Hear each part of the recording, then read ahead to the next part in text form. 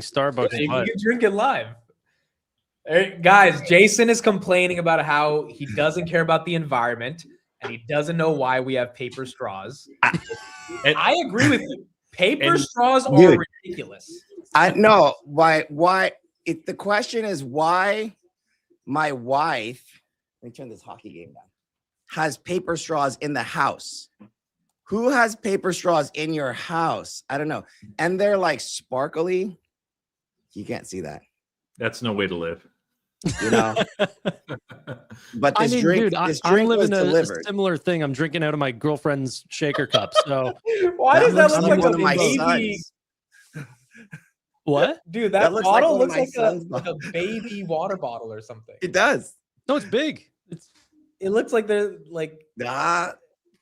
Okay, that the other. I saw the Shift 4 cup. That was pretty good. I got it. Brag.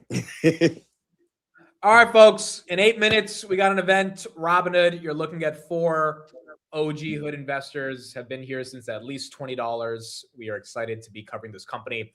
We got 8 minutes. I'll start off with you, Jason, as you're kind of the guest on these Hood streams for the first time. What are your thoughts on what we get tonight? You know, I don't really. In terms of the price, I guess if that's what you're. I think personally, I look at price first. That's just like my natural reaction. I'm interested to see like what the longer term vision is though, because I think that the event contracts are nice. They're cool. I think that they were a big move, but it's only like a small move. It's like one stepping stone to get to the longer term goal, if you will.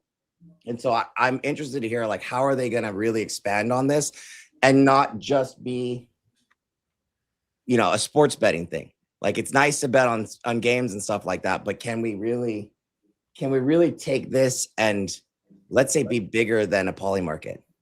And what's the plan to do that? Because I think beating poly market is just a small, again, stepping stone. But what would that need to look like moving forward? Because there's a lot of potential here for sure. And then as far as AI is concerned, I would love to have. I'm just really interested to see what they're gonna do moving forward, because there's so much cool stuff that is possible, but they haven't really launched anything yet. So I want to know what's available for me. So, and that's what this event is all about. More than for us investors, it's actual product, like all the cool things that they're building. Tanner, your thoughts on what to expect? Hopefully it has something to do with the new acquisition. It might be a little early, however. So, but that's my hope, is that they end up stepping away from Kalshi and offering their own solution, lowering the cost from 2 cents down to hopefully like a half cent or something like this to really compete against Kalshi. Whenever you look at Kalshi's volume, which, they're the giant in this space, Robinhood makes up for like half of that. Like they're a huge player. So, yeah, I'm looking forward to what are the new contracts. I think that'll continue to expand. Essentially every week, they're going to continue to add new predictions and as more users come onto the platform. But how are they going to be able to better the costs so then they do what they do with every single product line, which is compete on price and essentially hopefully get down to commission free or something like this, so users use them more often? Roy, your thoughts on tonight? Yeah, building off of what Tanner said, I think that they'll show us what that further evolution is of the Susquehanna partnership / acquisition that they just did. Robinhood, when they acquire something, they've given the map already. It's because they know exactly where they're going. They know what they can build and what they're capable of internally. And when they see something that accelerates that roadmap, they buy it. And they've done very well with acquisitions as well. So they're not just like, yeah, maybe we'll think about doing this. And it's not just for, saving the money that they're paying Kalshi or they're sharing with Kalshi. I think that predictions market is very new. Devin Ryan, kind of posted a little chart and said it's very early. It is. We have no idea what this space is going to look like really a year from now, much less 5 years. But I think Robinhood is going to give us a glimpse. And I'm very excited about that. probably, you know, I think it started out as an AI event, and then they added that on just because they saw this opportunity in the market and space. So probably showing off some more Cortex stuff that's going to be really fascinating. Love that at Vegas that they showed.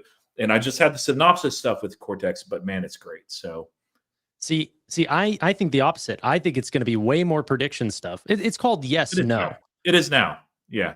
Right. I don't think it used to be. That business is growing like 10x year over year. I mean, it's barely been out for a year. So I agree with Tanner on that. It was supposed to be an AI event. It was supposed to only be online. That's what they told us 5 months ago, or 4 months ago in September. Yeah. Turned into a in-person event in California. And I think we all just need to acknowledge this is the 4th event in less than a year for a company that's not Amazon or Google or Nvidia. It's $100 billion company. Like, the level of innovation here and just like pedal to the metal, it's just exciting to witness. It really is.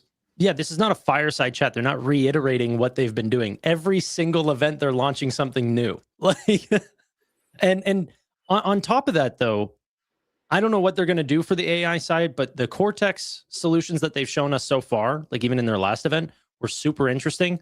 I'm curious if they're going to talk about some Cortex or AI solutions in the banking side as well. Obviously, there can be a lot of personalization stuff done there, but it's still only really in a beta. So I'm curious how that's going to go. Did you said you got approved for that too, right, Amit? Approved for what? The bank. Yeah. Did you start it? Yeah, it's legit. The only problem is I can't set up direct deposit because they don't have a business account. But outside of that, the app itself is, I'm just going to take my money. You can't set up direct deposit because they don't have a business account? Yeah, because you don't have a personal account? No. I have a personal banking account, but none of my money runs through that anyway. You got to look internally. Oh. Yeah, because with the IRS, if you're going to get business income, it has to go to a business account. So I can take money from that and throw it into the Robinhood account. But the actual account itself is phenomenal. I mean, I've been using it for the past week, and it's legit. It's a legit experience. So it should be fun. It should be really cool. I think my thoughts are what I would love to see. I don't know if we'll see this, but I want a desktop version of prediction markets. Like, I really want to see a user, because Kalshi, a lot of times I go to Kalshi just to look at the odds because I don't feel like checking my phone. So, and Kalshi is just easily on the desktop. So I think that would be awesome. For AI, they already showed us a lot of AI stuff. So I don't know how they're going to one up it, but they're going to have to. And you know what I've been thinking about too is that as an options trader, every major brokerage has their options specific platform. And I know Hood's trying to do the legends, but all of the other major brokers, whether it's TD, like Schwab with TOS or Power E-Trade or IBK or Workstation or whatever, they're all separate desktop applications. I feel like if Legends is going to have like some kind of real sticking power, it probably needs to be a native desktop app also. So, I mean, if they go somewhere with that, then maybe Cortex can build a lot better. And it'd be really cool. Like, if they could ever legitimately do those suggested option trades, like these are your best setups, like for options, the best pricing, the best whatever, based on whatever you put into like a screener, if you will, and say, I'm looking for this. Cortex, can you find me this type of trade? Amit wants to go long Nebius for the next year and a half. What's the best leap debit spread I can do? Type it out and have it pop out. That would be amazing if they could ever get that done. It would be such a big deal because people would be screenshotting those. Like, it would be huge if they could contextually give you trade. Now, they would have to get through the whole recommendation stuff with the SEC. I don't even think it's that hard because that stuff exists, right? That stuff really exists today. So if anybody can do it, Hood should be able to do it. I mean, that's probably not what we're going to hear tonight, but one day when that comes, it would be cool. Oh, look at Evan in the house. Yeah. Well, so one of the best things about these events too, even though there's 4 rather than 3 as last year, there's no filler, there's no fluff. It's just, and we have no idea. Like, they always throw out surprises. They always shock us. I think this one's going to be very interactive. We don't even know how long it's going to be. Yeah. It might be 30 minutes, might be 45, might be an hour. They rented out a whole venue though. So this is like a legit event. Where is it? It's in California. I think it's at the Skywalker Ranch is where they're doing that. Oh, LA. No, Bay Area. Luke Skywalker. No, there's a like different the like Okay. Like, it's I like an do hour like up. for the desktop solution though, that I hope is what's also going to come. New ways to trade as well. Obviously, more complex trades. More economic stuff as well. I hope that they continue to build that out. I know Polymarket has the ability to bet on analyst EPS predictions. There's some interesting plays there, almost like arbitrage on certain stocks. Like SoFi is the one that I continue to go back to. And there was, whenever I was looking at the actual contract, it said there's a 70% chance if SoFi was going to beat 8 cents of EPS. Well, personally for me, I had done the numbers. They were going to crush that number. And it was a 70% chance. So what, am I going to hold the stock for a 30% upside, or actually from 70 to 100? I think it was like 42% upside on that contract. Or should I hold, SoFi common shares? Obviously it's a shorter duration, like could expire worthless, but I had really high conviction. Oh, it looks like we're getting started here. Yeah, same thing. Like that would be it's such an easy layup too. Like it makes so much sense. So simple. I mean, why not? Skywalker Ranch, Marin County. It's not even that far from me. I would be there. Yeah, Where's I'm telling my, you, it's in where's Northern my invite, Vladdy? I need this. Right, I am excited. I am excited. Yeah, the ominous spin, no music, no nothing. There Here we it is. go.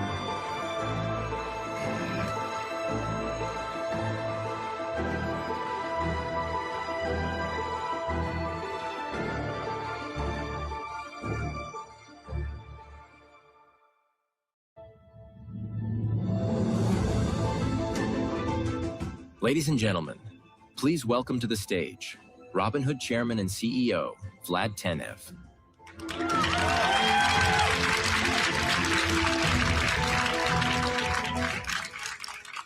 Welcome to Skywalker Ranch. Can you believe that this is our fifth event this year? We've been busy. And although we've done a lot, there is one topic that we have yet to cover. Who here thinks we are not alone in the universe? That there's extraterrestrial life out there? Let's see those paddles. Yes or no? All right. Looks like we have a lot of believers. Now, here's the interesting part. You can price that belief. If you open the Robinhood app and search aliens, you'll see a Robinhood prediction market that quantifies this exact question. Will the US government confirm that aliens exist in 2027? Right now, the market is putting that at about a 19% chance of yes. I was actually shocked when I saw that it was that high. Anyway, this is just one of over 1,500 prediction markets live on Robinhood today across sports, entertainment, and world affairs. In less than a year, there have already been over 10 billion contracts traded. So what's actually going on here? Tonight isn't just about exploring the big questions of cosmic significance, although we love doing that. It's about a bigger shift in what Robinhood is becoming and how 3 key new pieces of Robinhood are going to converge to drive this change. So let's get started. And the way I'd like to begin is by talking a bit about prediction markets, why we find them so interesting, why they're resonating so much right now, and why we believe we're in the early stages of a super cycle for this burgeoning asset class. And as of today, you can access our prediction markets on the web. Up until now, you've only been able to see them if you were logged in on mobile, which was great for traders, but now they're accessible to everyone. And I have to say, they look pretty sweet. So here's what many consider to be the most consequential prediction market: next Fed decision. It affects pretty much everything. Did anyone go to the pump today, by the way, or did you guys all drive EVs here? As you can get a sense of this by looking at all the markets, prediction markets dramatically increase the breadth of what's tradable on Robinhood. Look at all these categories that are available. We've gone from one contract to thousands in just 1 year. And over the coming years, we could get to tens of thousands or more. More recently, we added weather contracts like this one for the holidays. So it looks like our New York friends have a decent chance of snow on Christmas this year. Interesting, huh? Prediction markets also allow you to monetize your expertise and your personal areas of interest. How many people are gamers in the audience and feel like they know more about gaming than the average person? Great. We have markets for you. What about AI? Is anyone studying AI model progress and capability? Great. This is one of the most innovative areas to watch right now. We have a whole category exploring exactly this. And who can tell me when the next Star Wars movie is going to hit theaters? Okay. Well, for us Star Wars fans, or maybe just me, this one's a bit of a freebie because it's been announced already. But it looks like 8% of people don't trust the Hollywood timelines. So when we talk about democratizing trading, it's not just about giving people access to what the elites have. It's also about making trading more personal and enabling people to trade what really matters to them, especially in cases where they would feel confident going against conventional wisdom or where they may have a unique edge. Like in this example for music fans. Another thing we love about prediction markets is you can zero in your trade on a hyper-specific outcome in a way that can be difficult to do with stocks. Let's say you're convinced that a certain company is going to hit a very specific milestone, like Tesla delivering 400,000 or more cars. So you buy some shares, the company hits that milestone, and the stock goes down. Has anyone experienced that? Well, with prediction markets, you can invest solely in the outcome itself without having to worry about other exogenous factors that may affect the stock price. Warner Brothers acquisition is another great example that's happening right now. But the thing about the prediction markets that excites me the most is that they generate a valuable forecast that's useful to everyone, not just traders. There's a lot of information in the world. You're getting it at all hours from so many different sources. But if you follow the money, you tend to get the truth. And we saw this most clearly in the market that started it all, the 2024 presidential election. We offer a much wider array of political contracts today. So even if you don't want to trade these, prediction markets help you make sense of the world and see where the wisdom of the crowd stands on a very particular issue. And this is what's most exciting to us about this product. Just browsing it like we're doing now makes you smarter and more informed. So it's for these reasons that I believe we're at the very beginning of a prediction market supercycle. And as it progresses, we should expect to see adoption and volumes continuing to grow, potentially into the trillions of contracts traded each year. Our competitors scrambling to follow and figure out how to offer these products or risk becoming insignificant. And this is a big one, significant disruption of multiple industries, not just trading. Earlier, I showed one of the many weather contracts we offer on the platform. Here's another one. Some people have already started to realize that using prediction markets can be cheaper than conventional fire, flood, and hurricane insurance. You can just place a trade on your phone without having to deal with a traditional broker. And I'm sure the $8 trillion insurance industry is starting to pay attention to this. So I think prediction markets are going to change the world for the better. Perhaps they already have. Now, you may have noticed that I haven't mentioned or showed the most popular category of prediction markets on Robinhood. Any guesses? Exactly, sports. Well, we've been cooking especially hard on sports for our sports fans. So let's get Grace and Adam to the stage, who will show you how we're redefining the sports experience on Robinhood. Come on up, guys.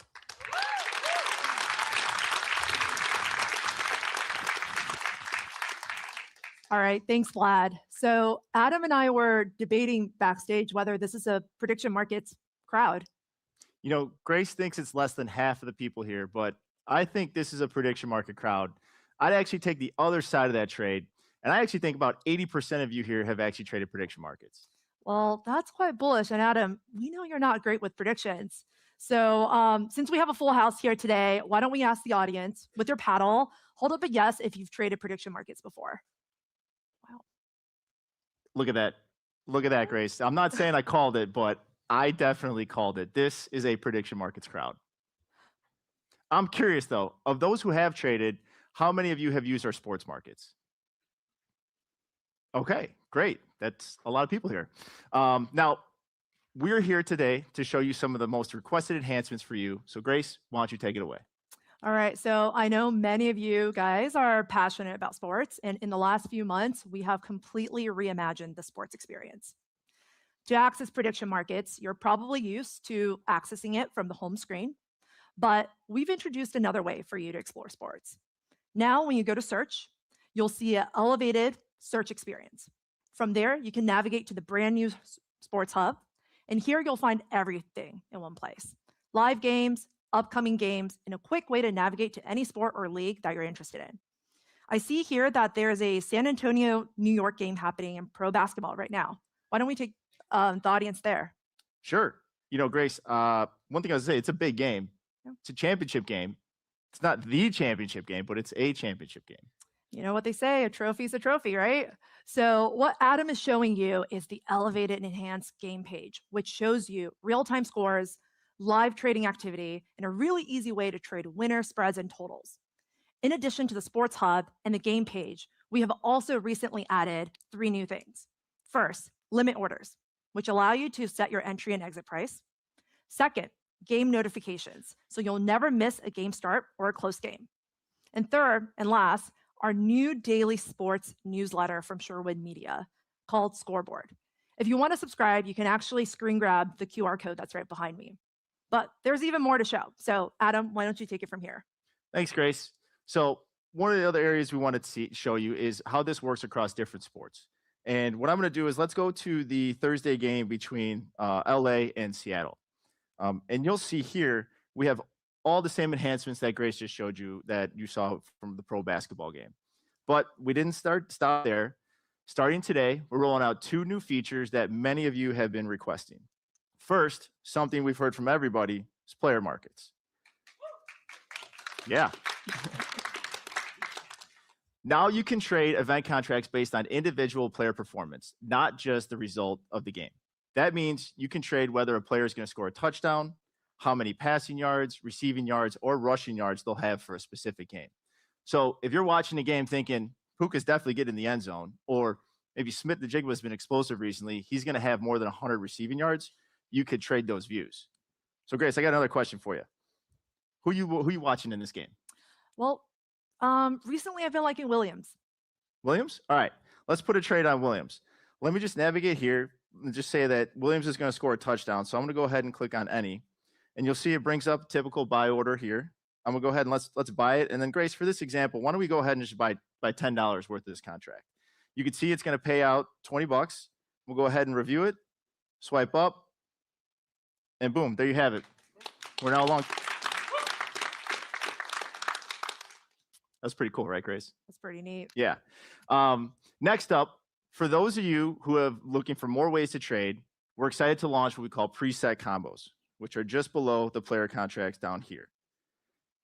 These, for those of you that may not know, combos involve combining multiple events into one contract that allow you to get in at a lower entry price for a higher potential payout. Preset combos are curated, ready-made combinations that involve trading the winner and the total for the specific game. So if I think that LA is going to win and they're going to score more than over 44.5 points, I can go ahead and I can select it. In the similar fashion of what I just showed you, I could go ahead and hit the buy button. Let's put another $10 on this trade. You can see it's going to pay out 35 if correct. Again, I'll review it, swipe up, and now I currently have 35 contracts for this particular combo.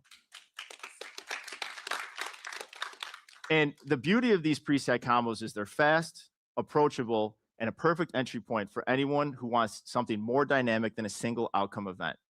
Both player contracts and preset combos are coming to Pro Football First, and we'll start rolling out today. And if you're live in the audience, you'll be getting access to them right now. All right, Adam. So what if someone wants full control? What if I want to craft my own combo? You know, Grace, I had a feeling you'd say something like that. I think we came prepared with a solution. So Dude, this is the moment big. you've been waiting for, custom combos are coming. Let me show you how that will work. So Adam, who's your favorite to win this Thursday's game? You know, Grace, I'm from Chicago, and I don't like either of these teams. Jeez. But for the sake of this demo, I think we'll go with LA. I think LA is going to win. Okay, so from being from LA, I think that's the right choice. All right, any thoughts on total points scored? You know, I think they're going to score a lot of points in this game. I'm going to go ahead and select the over, but that shows 44.5. But you know what? I actually think they're going to score more than that. I'm going to actually change this and move this over to 47.5. All right, why don't we add one more leg? Who do you think will score a touchdown? You know, I know we traded Williams earlier, but I think Puka is going to get in the end zone in that game. So why don't we select him? And just for fun, why don't you throw on a couple more legs? Why not, right? We're having fun. Yeah. All right, let's maybe throw Smith the Jigma in there, and let's just say Cup. Let's just see if he can get in the end zone too. Awesome. So what Adam just showed there is the power of custom combos. You can mix and match the exact outcomes you believe in across players, teams, spreads, totals, and turn your unique read of the game into a trade. Best of all, custom combos are coming in January in time for the playoffs.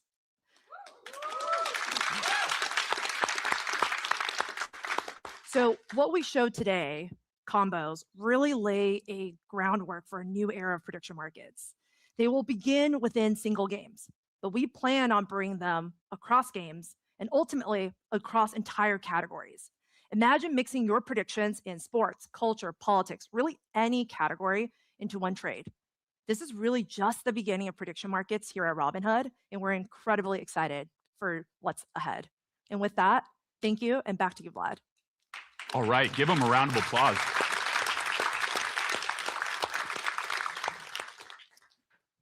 For all us sports fans, you no longer need all these pesky sports apps. You can do everything in your financial super app of choice. So Grace and Adam have illustrated the power of combos, the ability to put multiple predictions together into one custom trade. We're starting with sports, but we see a world where two things happen, quite possibly rather quickly. Number one, you should expect the number and variety of prediction markets on the platform to increase at a rapid rate. Remember, we started from one and we've gone to thousands in just the past year. And second, you'll be able to combine any of them into a custom trade that can be priced for you in real time. What all this means is that you'll be able to trade and hedge pretty much anything. Now, at this point, you may be thinking, this might get a little complicated, right? How will I make sense of tens, potentially hundreds of thousands of markets and millions of potential combinations of all these different markets? Not to mention all the stocks, options, and cryptos that are already available on Robinhood. That's where Robinhood Cortex comes in. So, less than 1 year ago, when we first introduced our in-house financial intelligence, we promised that it would make its way through the entire Robinhood experience. Today, we're excited to deliver on that and show you what Robinhood looks like when you can talk directly to Cortex. This is going to be really exciting. So we have three of our top minds sitting right here who will show you what's rolling out in the coming months. Starting with the man who you may remember from Hood Summit, the mythical Sam Nordstrom. Come on up. Thanks, Vlad. Excited to be back up here. Over the past year, we've been rolling out Cortex Digest to all of our gold customers, expanding coverage to more than 1,000 stocks, cryptocurrencies, and recently, ETFs. Who here has been using Cortex Digests? Raise your paddles if you found them helpful. Wow, that's awesome. A lot of green. But there's one important digest that's still missing, particularly for those of us who are diversification hounds. To give you a hint, I'll tell you how I use Robinhood each day. I open up the app, I check my portfolio movement, I scan through my positions to find out what's driving it and what's moving so that I can figure out where to focus. So what would make this much easier for me would be a digest for my, any guesses? All right, I think you guys got it. Introducing Portfolio Digests. Portfolio Digest is your own personalized portfolio briefing.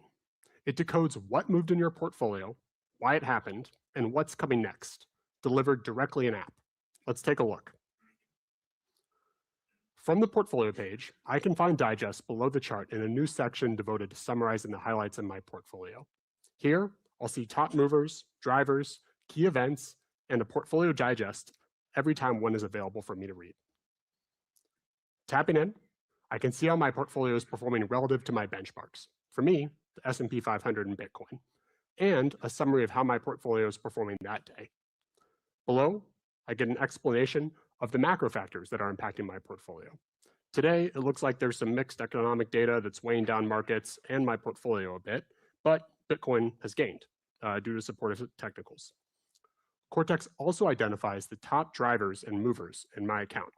Today, I can see that Microsoft and Tesla are driving up my portfolio returns, while Meta and Doge are moving the most. And for each, I get a summary of how it moved, what caused it to do so, and how it relates to my portfolio. Finally, it also highlights upcoming events that could impact my returns. And if any of these correspond to a stock or event contract on Robinhood, I can drill in directly from here to find out more.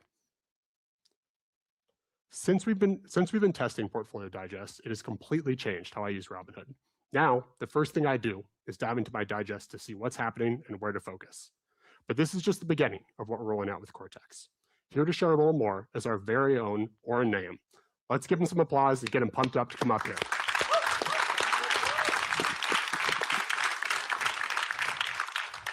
So, Oren, any feedback from using Portfolio Digest this past month? You know I'm a fan, so that's an easy question, but I think you missed a little Easter egg there. Can you go back for a second? Yeah. Scroll up for a second. That graph, Sam, that graph looks familiar. That's a good eye. If anyone here watched our Hood Summit broadcast, you'll recall that our customers voted on the 2 features that they wanted most back in the app this coming year. And while it's only been a couple months since, we're excited to be bringing back portfolio comparison tracking within digests. That's awesome. One more question before you leave. What about strategy, Sam? Another good question.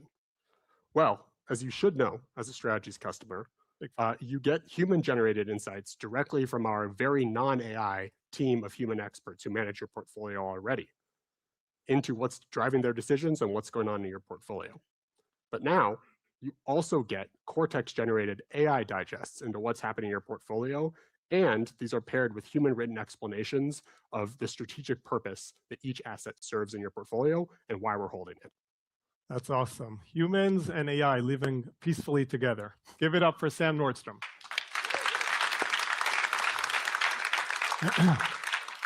All right, so before we move forward and show you the next generation of Robinhood Cortex, we thought it would be interesting to share a little bit more about how it all began. You see, Cortex didn't start out as a financial assistant. It actually began as a support bot, and to be honest, not a very good one. It could answer basic questions, mostly pulling content out of our help center, but not much more than that. It wasn't very different from what you see from most support bots out there today.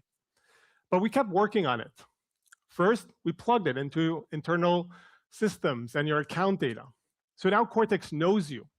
It knows your portfolio, your positions, even things like your cost basis, all in real time. So we can design it to help you understand exactly what's impacting your portfolio and make better decisions. Now, to do this well, we needed more than just your account information. Since Cortex is built for trading, it had to be incredibly accurate. This means grounding every answer in high-quality sources, like real-time market data or analyst reports. You see, other agents just aren't built for this. As great as these generic models are, we saw them fail miserably on real-time financial benchmarks. ChatGPT, for example, failing 97 out of 100 screener questions. It all comes down to missing data. And so we have these 2 qualities we haven't seen in other financial AI products: highly specific personalization and real-time accuracy. But Cortex needed one other thing to be really useful, and that's the ability to take action, whether it's setting up a trade or just changing an account setting, doing this seamlessly all through conversation. Now, the best way to see how this all comes together is really just to show you. And so for that, let's bring up Girish Gupta on stage. Thanks, Oren. All right. Until now, Cortex has been behind the scenes, powering AI experiences across Robinhood. Today, for the first time, you get to meet Cortex, your personal financial assistant inside the Robinhood app. Now, Cortex is not just advanced intelligence for your money. It's also an incredibly natural way to use Robinhood. How's my Microsoft investment doing? You can type or speak your questions to Cortex, but I guarantee you, once you start talking to your portfolio, you'll never go back. Now, Cortex knows right off the bat, my Microsoft position is down about 8%. It's not a good look in this market. And right under that, I see some quick hits on what's been driving the price. But I think I need to find something with some more upside. Help me find some stocks that have been unfairly punished by the market, large caps only. Now, this is something I struggle with all the time, going from idea to trade. Cortex can help me do it in a few questions. First, Cortex is going to figure out what I mean by unfairly punished. It's going to use its access to real-time data to set up some filters, things like implied volatility, volume, analyst ratings, PE ratios, and then it's going to use those filters to scan the universe of stocks and pick out 5 names that I should take a look at. It lays them all out right here in this table with some really interesting data that I should take a look at. Now, check this out. Right below the answer, Cortex is going to help me go deeper. It's laid out some related questions like this one. Compare the 3-month performance of these stocks to Microsoft. Now, this is something that I haven't seen any other AI in the market do. It's going to take the 3-month performance of the stocks that I screened for and compare it to something I own, and then lay it all out in this beautiful and interactive comparison chart. And check this out. I can scrub all the way back to the beginning of the year and see how all of these stocks have performed. But taking a look at this view, it seems like Oracle's taken a beating lately. I wonder if now's a good time to get in. Run a technical analysis on Oracle. Now, Cortex cares about data and accuracy, and it does it fast. Right here, I get a full technical picture. We got the trend breakdowns, momentum indicators, volatility, things like levels that I need to pay attention to, including the support zone and resistance zone. So who wants to see something really cool? Yeah. All right, okay. It's a demo, guys. All right, let's try this. Buy 2 shares of Oracle when it drops below 180. All right, this is my favorite thing that Cortex can do. From just a simple voice command, it lays up a limit order for me with the number of shares, the limit price, the session, the time in force, all here for me to review. I hit submit, and now my order is ready to execute. Pretty cool.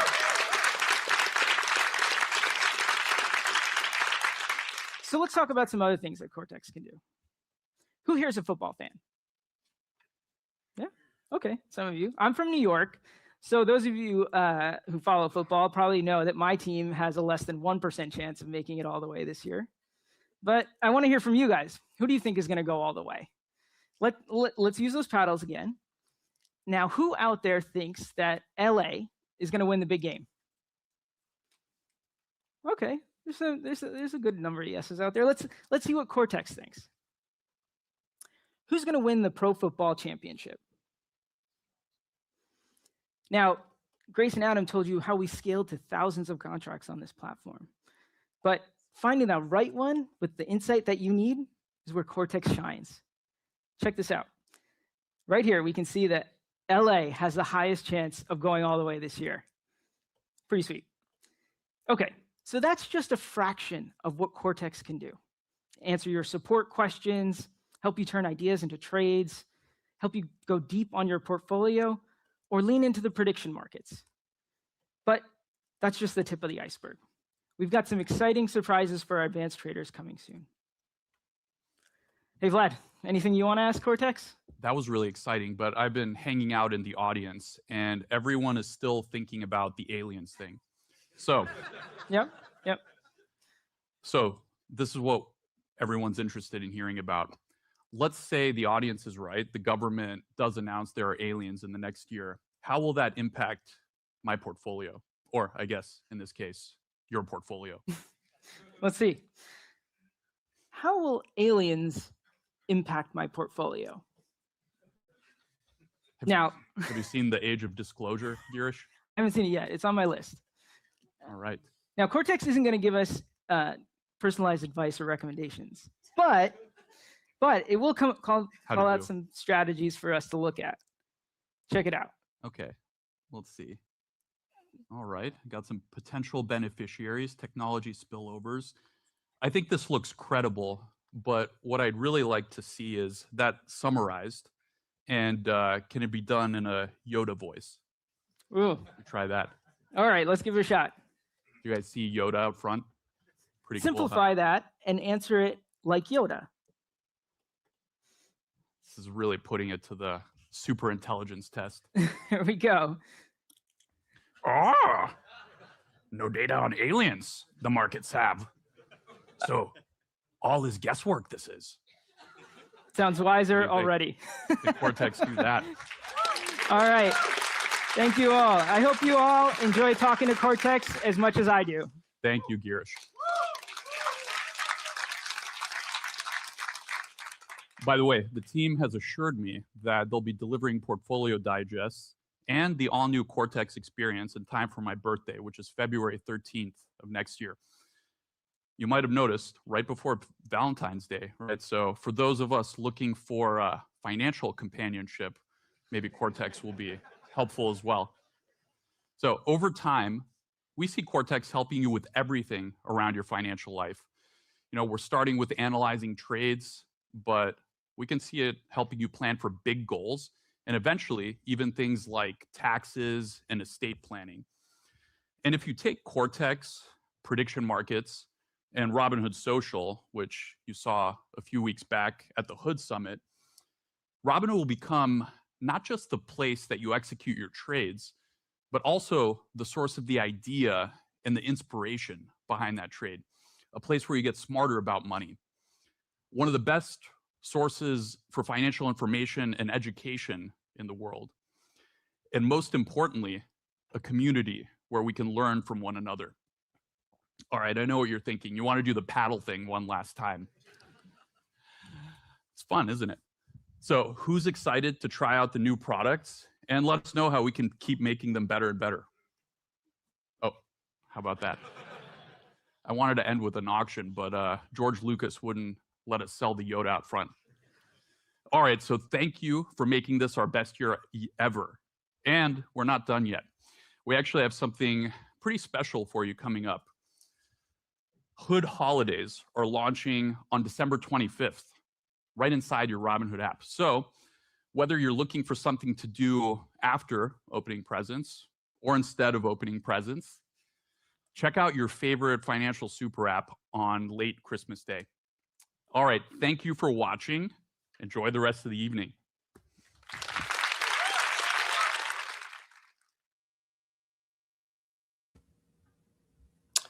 Okay, that was the event.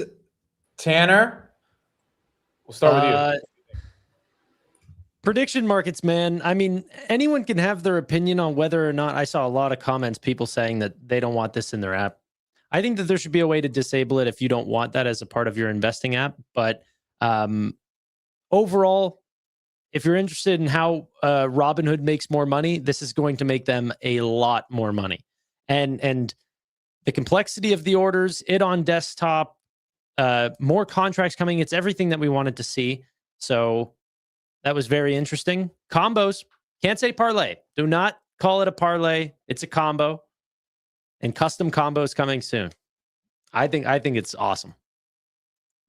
Real quick before I Cortex, continue, I don't care about the Yoda voice stuff.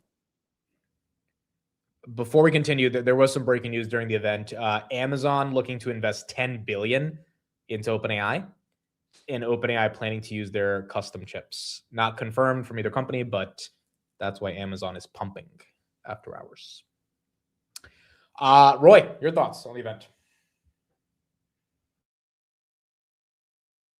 You're muted, brother. Cortex stuff was really fascinating. For me, that was a highlight. No like huge or shattering surprises there, but it's really good. I love the digest, like specific to you. I'll be using that quite often. I love that you can actually speak to it and have it do things or inform you as well. And this is not going to be like the end use case of this product. Like even though they showed the 3 levels of the pyramid, they're going to continue to expand more. The predictions market side, it's accretive. I think that they launched a lot of things. I'm not, into that type of market, especially on the sports side, but I've those features that they launched, a number of them, people have wanted and demanded, and I'm sure Jason will talk about more of that in a little bit too. So I don't know that this needed to necessarily be an event, but the market seems to like it. I like it too. And so, yeah, good. Jason, outside of you officially being replaced with Cortex. Oh, dude, not even close, man. I don't know if we can do Technical Tuesday anymore, to be honest. Yeah, but... sure. Go for it. Let me know how that works out for you guys.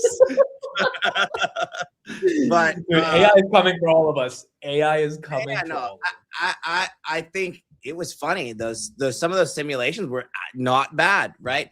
I would look at it and I'm like, why would I need something to tell me? First of all, the Cortex stuff, cool, I guess, if you're really like not an active trader.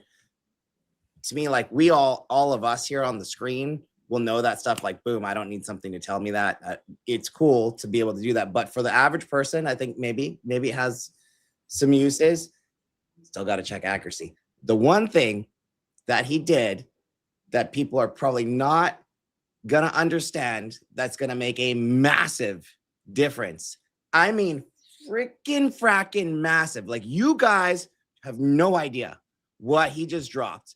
Literally zero clue. But this thing about player props, custom prop bets, double the market, double the sports betting market for the next. We're not in the playoffs. Double it. Double whatever they just did on event contracts, straight up. And if they can, like, that's such a big deal. I just don't think people will not, they will just not understand. They will not understand. It's not gambling. You think you want to see gambling, you go to the stock market. That is the adult casino. This is not really any different, right?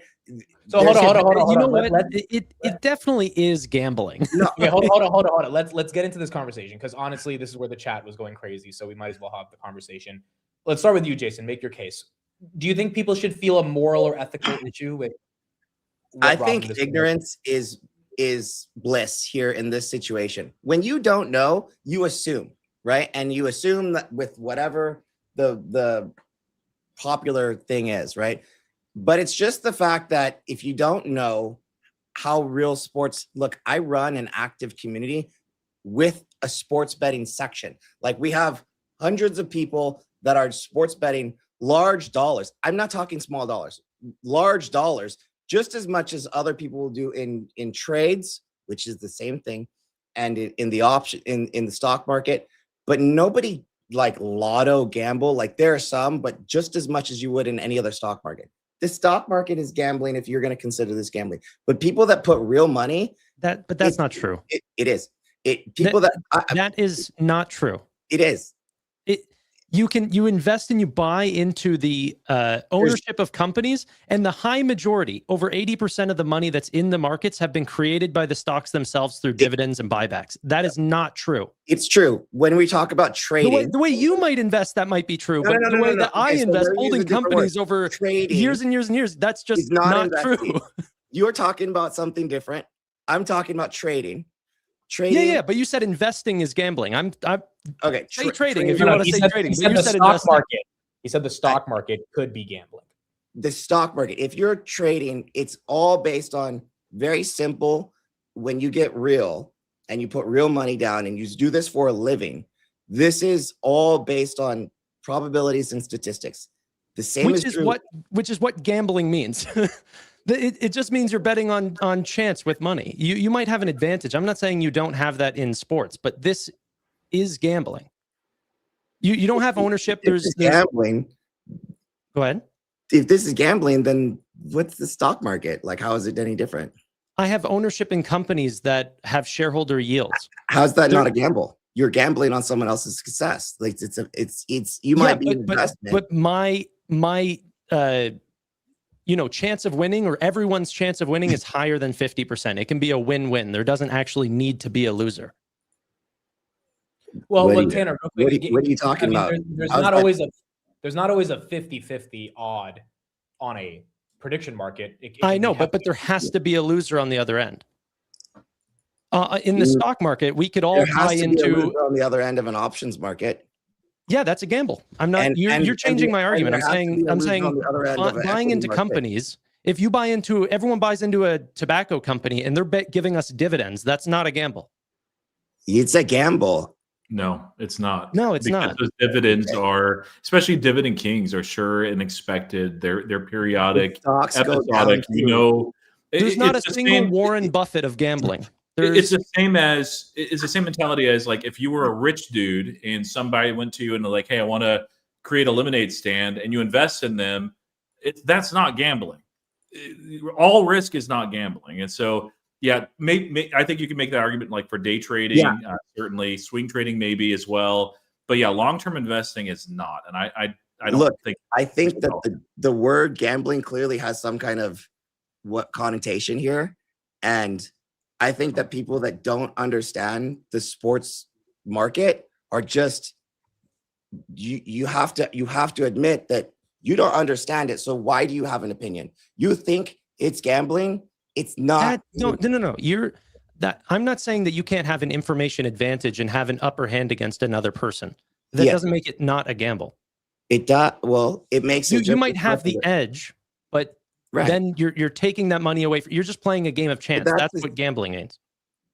Like I'm okay with it being a gamble. I'm not anti them selling this product or allowing people to, like, I don't care that it's gambling, but I don't understand the argument of, oh, this is not gambling. Well, then what the heck is gambling? You have an edge, right? It's just like an option market, which is where, or even, which I would also consider gambling. Okay. Thank you. So that's perfect. So we're probably, you and me, Tanner, by the way, I'm pretty sure in reality are likely in violent agreement on this whole scenario. It's just the terminology, maybe maybe the definition of. I don't know why we can't just call it gambling and then move on. Like, I'm trying to say it's not. Just don't put it in a giant bucket. There are probabilities, statistics. There's real money that Robinhood has not been able to touch from a sports betting perspective because they don't have like enough options. They don't have the real edges. This is a massive move for them to be able to literally double the event contracts coming into the biggest few months stretch of the year. Every year, we're talking December, January, February, January, February. Playoffs, finals, all of that. NBA, we're about to have NHL. It's going to get big. And whether or not you consider it gambling or not, or if you have an edge or not, doesn't matter. It's all a specified risk that people choose to take. I do think you got a great suggestion. Like, look, I think that Robinhood should say, if I don't want this in my app, I should be able to disable it and hide it. That's probably a really good thing. But at the same time, people that want it or just want the exposure, that just doubled their potential TAM, if you will, for that one specific piece. But that one specific piece is what's driving a lot of revenue right now. And player props, I'm just saying that if they have their own broker and they can maybe even make a little bit on this bid-ask spread, that's their business. They're a market maker, right? If they're just making markets in this area, that's a big deal. So I'm Jason, when you said it's not gambling, I think your argument was the mainstream narrative of that word is connotated with something very negative, right? Most people are down on it, and 100%. That's why you're refuting it. But if Tanner, you're in agreement that a large majority of the market that Robinhood makes a lot of their revenue from, options and crypto, which I feel like Bitcoin's a little bit more risky than some of these prediction markets, are also gambling, then it's more so you guys agree on the term, you disagree on the negative connotation. So I guess Yeah. a question for you. I don't think it's the same as investing in stocks, but also I don't like.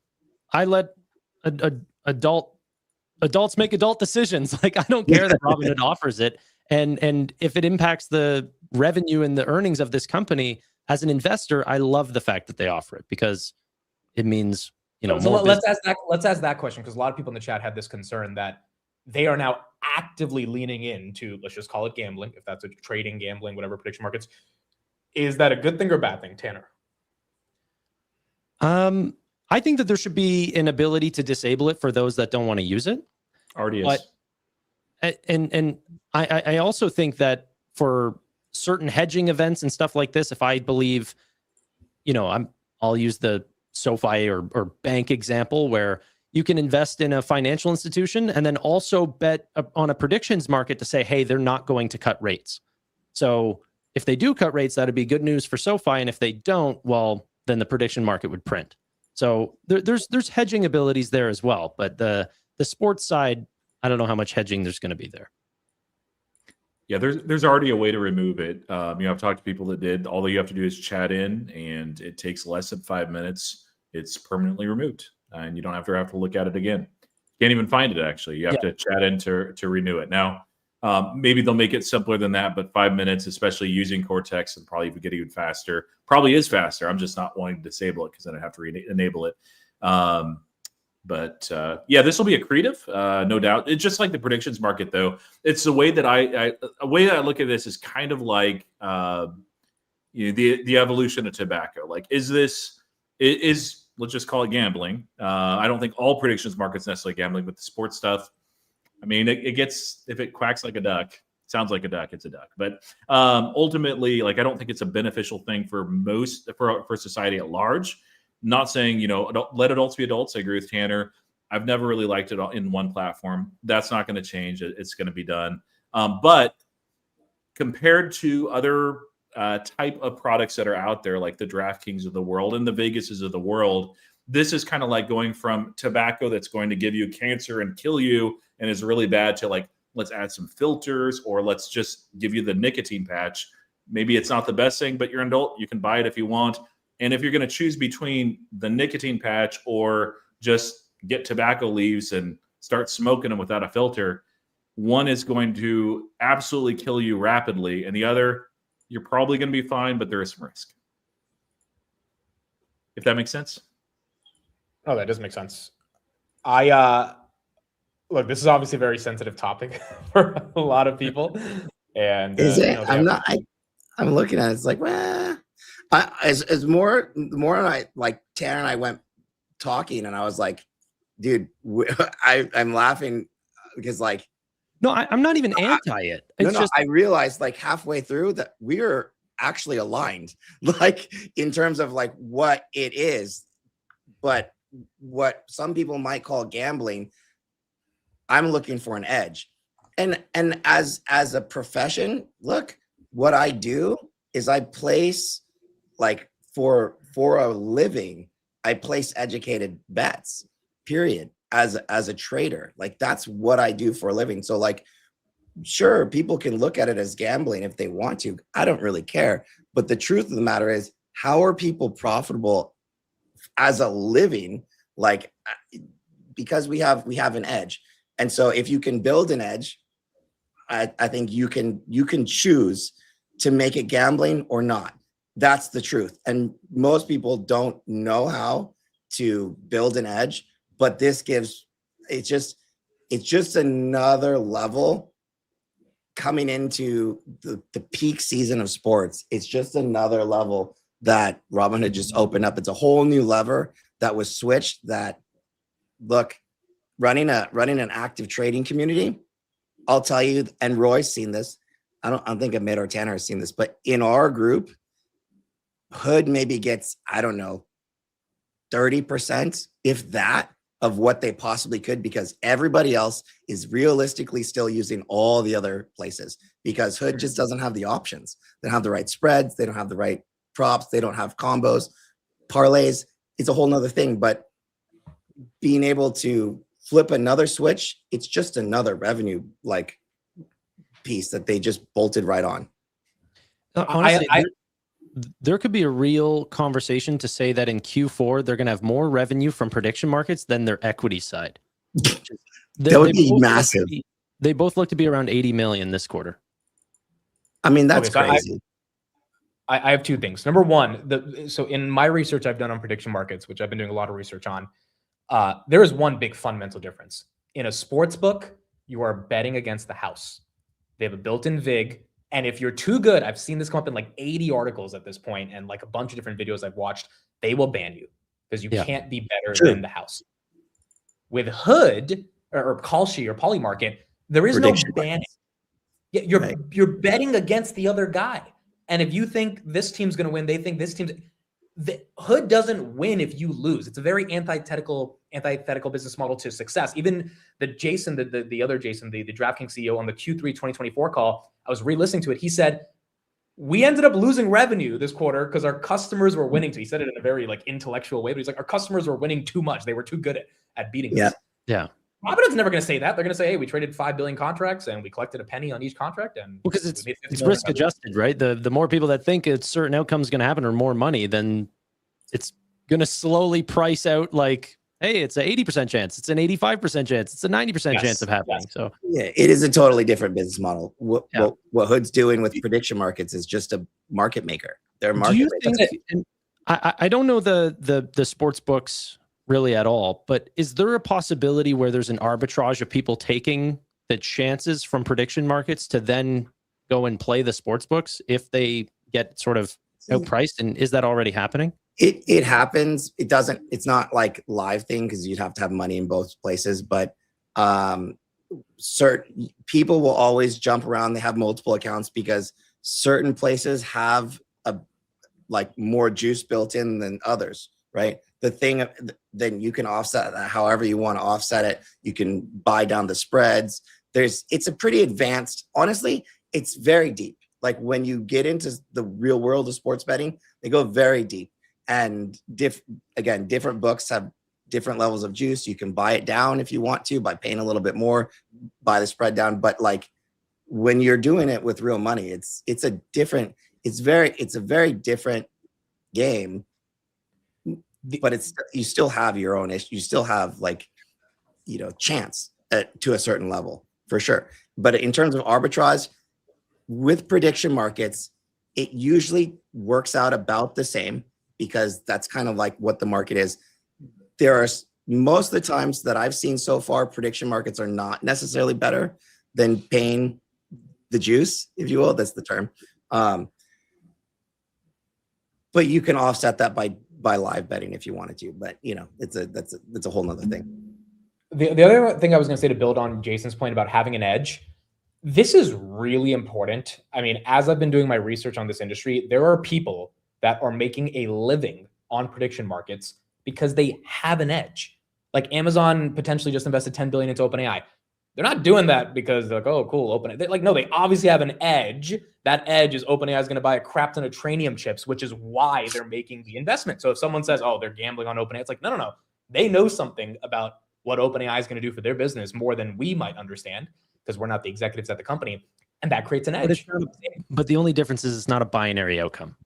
Correct. So the binary outcome is where it becomes the gamble. But the edge reduces the probability of you losing that gamble. So most people think gambling is a coin flip. That is not true.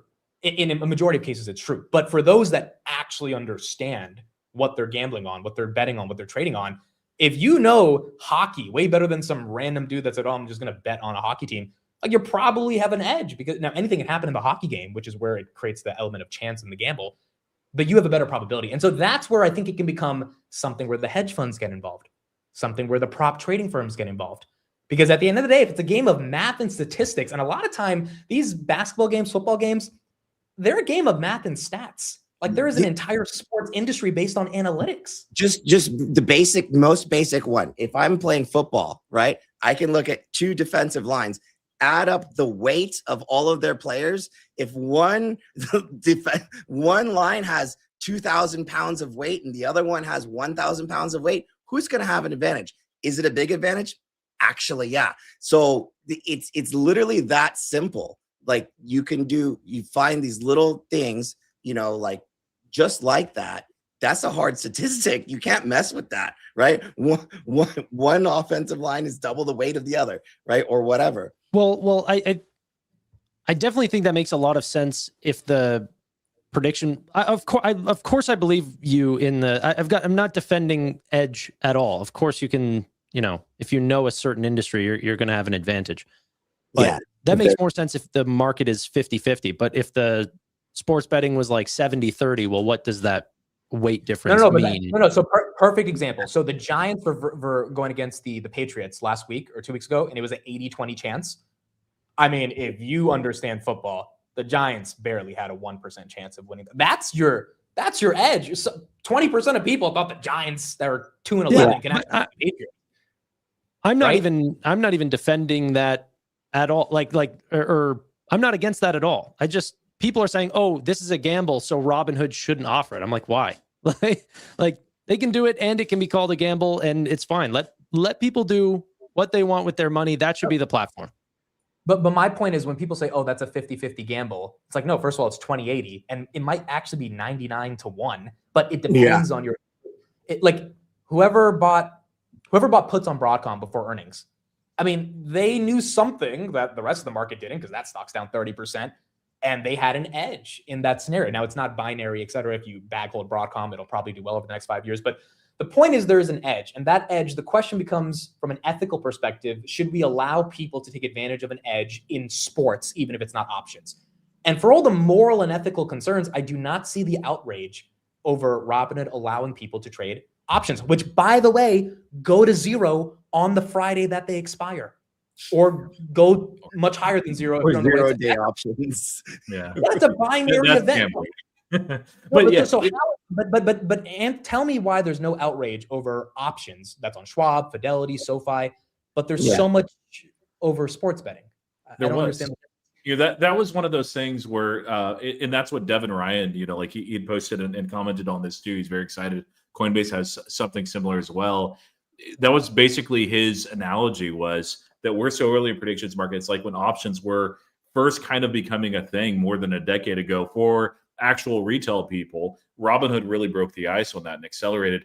But at the time, I wasn't doing individual personal investing just in nothing with options.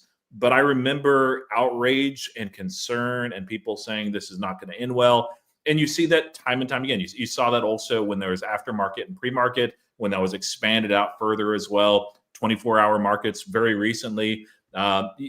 People see it. Usually we'll see with this type of product a lot more risk than is actually there. One thing on the gambling side too is my pushback against it.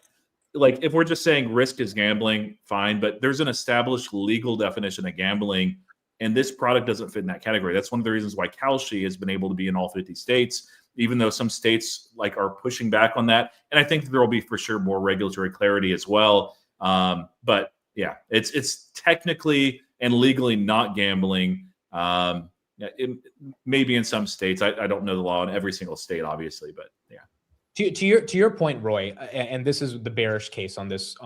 I've talked to some people that they put a couple thousand games on a couple $1,000s on a basketball game that they never would have done that before, but it was so easy. It was in the app. They had access to their account balance, and so they're like, oh, I like this team. I'm going to bet $1,000 like that, and they probably majority of the time will lose unless you actually have that edge.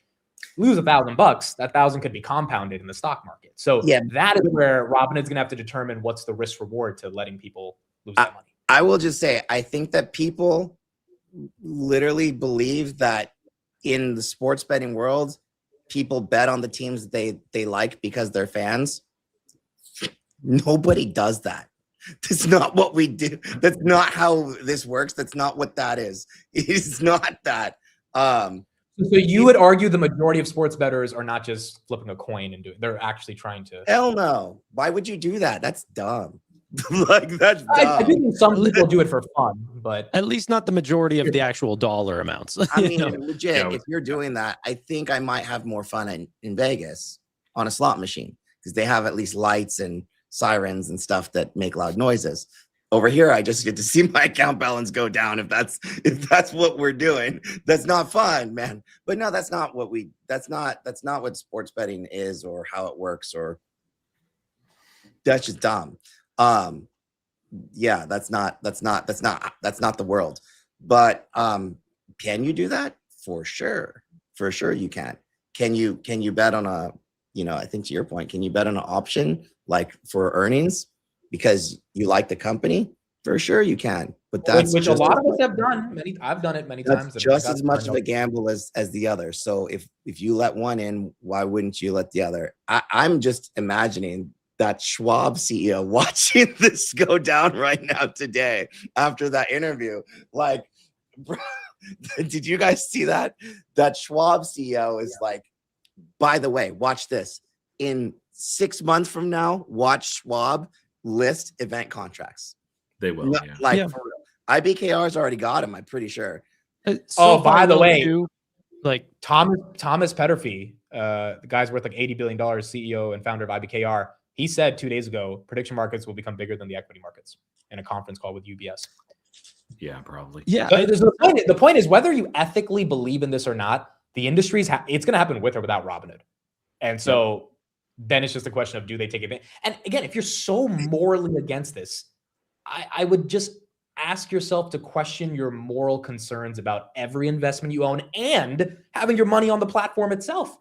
Because if you're supporting Robinhood with your assets, you're supporting people that are gambling on zero DTEs, which is pretty bad for mental health when they lose all their money in a day in less than an hour because they think the SPY is going to hit the 200-day moving average, right? Like, it's all in the same vein. But Robinhood's going to make money on it either way. So you have to ask yourself how much you care. Yeah. Look, I think it's I liked on this too was the cadence that, when they didn't just say, hey, these are coming at some point eventually. And if they just said next year's a long time, like this is coming in January. And also as oh, by the way, what you requested 2 months ago in Vegas, here it is. I love it. Yeah. Dude, a lot of you. The velocity at which they release products and just go to market with things, it's insane. Disgusting. Like, they said 5 events this year. What was they did that one with I forgot her name, but it was a live stream. They were introducing like the ladder options, so this is another thing that a lot of people were asking, that this event seemed a little like not energetic and stuff like that. Did you guys have any opinions on that? Yeah, I agree with that. But like, it would have been, I feel like it was like almost rushed, but it wasn't the same caliber of the typical hood events. It was almost like we got to add this in. By the way, there were 2 empty seats dead center in the auditorium. Where's my invite, man? I would have been there. Honestly, I think it was meant to be a live stream. Like, I don't think this was meant to be one of their main, I think somebody called an audible there and made it happen. And I won't name names. I think maybe a couple of weeks ago they were like, let's just do it in person and like make it a real experience. So it probably wasn't meant to be like a hood summit or anything. Yeah, I think we're probably spoiled with the amount of massive events that Hood has put on and amount of products that Hood has released. But who else is executing at this level besides what Palantir? Like, come on, like this is a special company. These guys operated at a whole nother level, and this is just the beginning. I think they're actually already bigger than most active trading brokerages, like in the equity trading percentage terms, like how you actually measure them. But I mean, look, there's a lot of stuff coming. What I didn't see anybody notice, but what was kind of neat about Cortex, sorry, I'm tangent. When that guy pulled up the like, why do I own this stock? He did it in the managed portfolio. So like, what do? We do like social arbitrage, who likes what stocks. Like, you're gonna be able to do that from their portfolio managers. Like, here's a managed portfolio. I can open it up. Why do you own this? What's your thesis? And then I can decide if I like this or not, and maybe tailor it to my own. That's kind of cool to be able to see that. And then you've got Robinhood Social that they're going to integrate into Cortex probably as well. There's a lot of shit coming next year. Dude, Robinhood Social, the possibility of having ad revenue with a social platform is just a free call option. Now that we're talking about options on Robinhood, like none of that kind of revenue is baked into this. Zero. So, I mean, yeah, I'm happy. 121, I'm good. 121, yeah, 120.90, 121. There we are after hours. 121.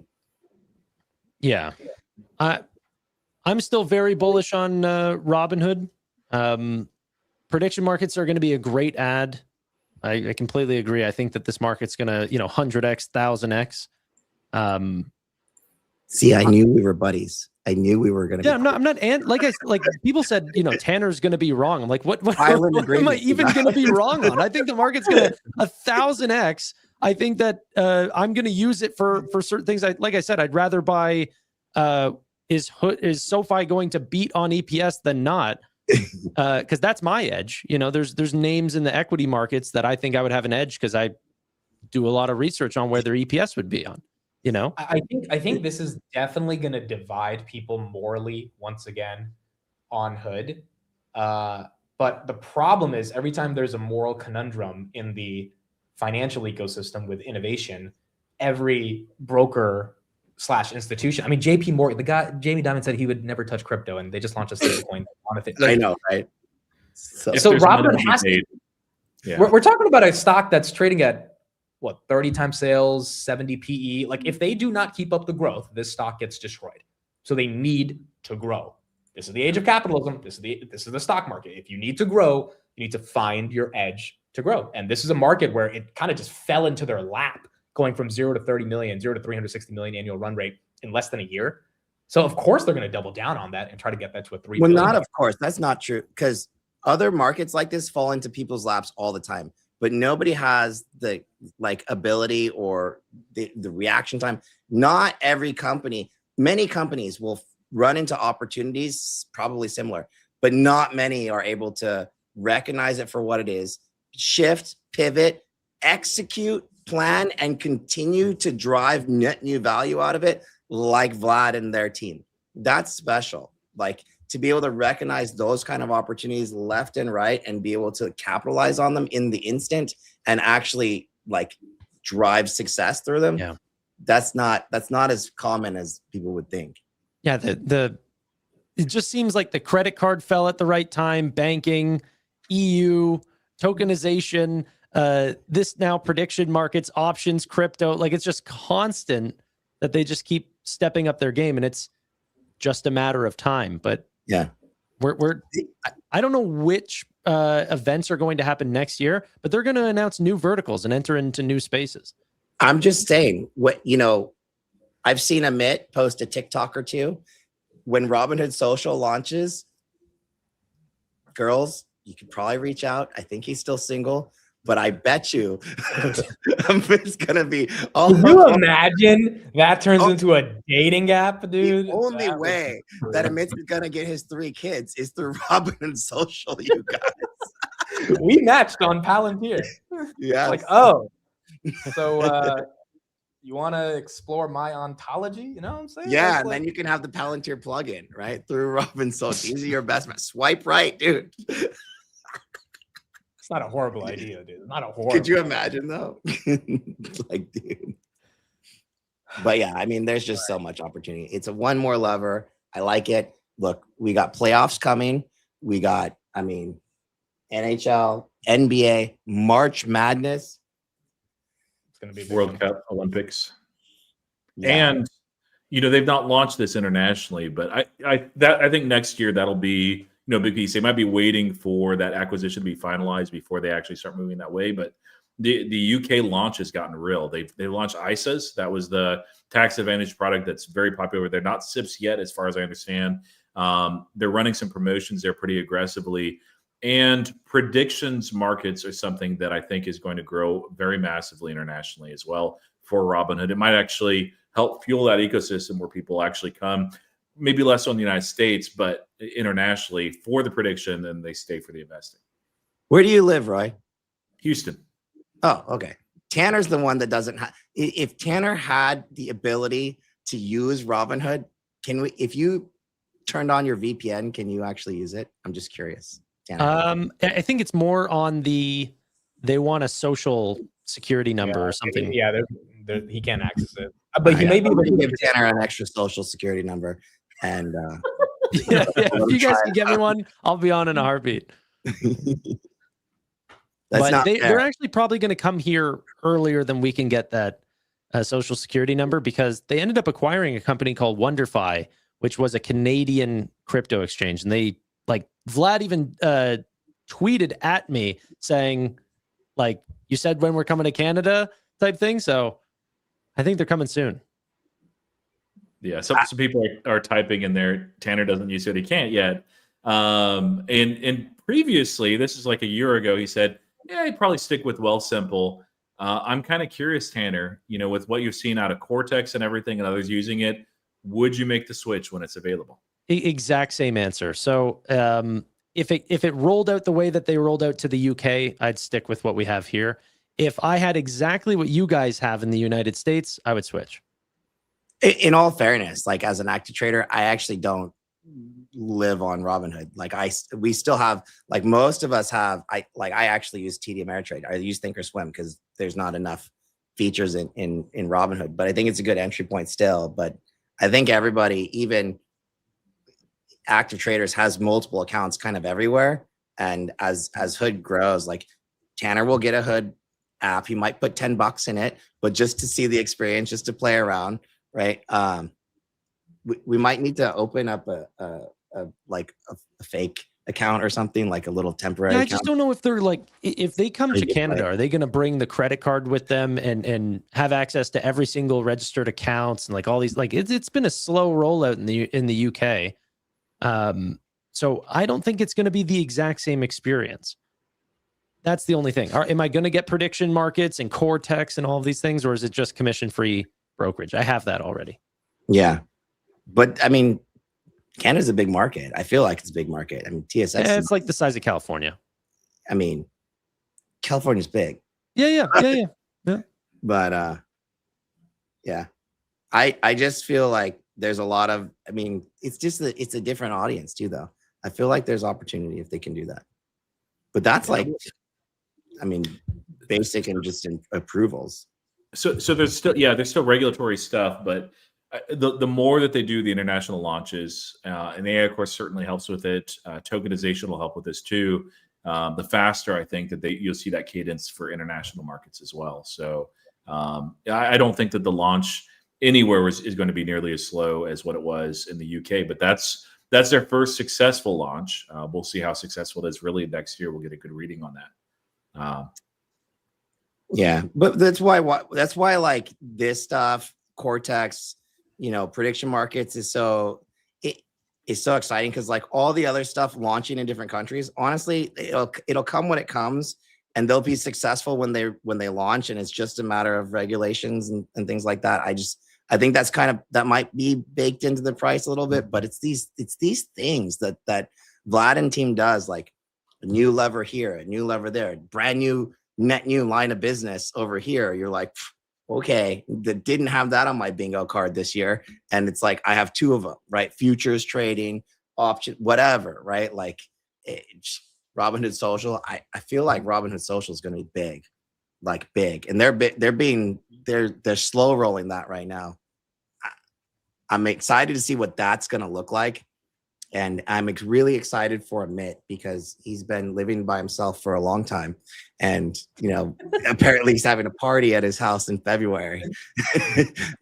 But, I think that one's the next event contract 2.0, which Robinhood Social might even be bigger than event contracts. Like, it should be bigger than event contracts, which is not a small thing. Yeah. Mitt, are you single? You sort of just laughed at that thing. I have no idea. He's not answering it clearly. Yes, I am single. You don't know that. We don't really. I mean, he's in constant state of being single. So Yeah, I can believe it. You got to fix your mic or something. You sound a little quiet. You hear me now? Yeah. I was just saying, you can believe it or not, but my answer is yes. I believe you. I just wanted to hear you say I am single. because I know no girl's gonna let you say that. So I believe you. Well, to be fair, Except for they're when not- he's at the dentist, then we know he's not single during the dentist visits. Yeah. But you know, I legit am going to my dentist tomorrow, getting the crown. I'm like, Oh man. I've never seen someone get as much teeth work as like. I think you're just but going look back at to those visit. poppers, dude. Those are nice little pearly whites there. it's honestly not. It's been 3 times. It just feels like it happens so often. But yeah, I got Ours one of the those in last time. January too. It's not fun, man. no. All right, that's it. Thank you everybody for being here. Appreciate everyone taking the time. Last event Appreciate for the the year invite, guys. already. Yeah, of course. Everyone's links are in the description. I put them in the chat as well. And I'll be live tomorrow. All these guys will be making their content throughout the week. Well, we will see you probably in, I would imagine the next event's going to be in February. So the next time they have an event, we'll cover it live in February. Yeah. Go from there. Cool. All right. Thanks, Thank you, guys. everybody. Hopefully you all enjoyed. We'll see you guys tomorrow. You guys. Bye. Bye, everyone. Have a good one.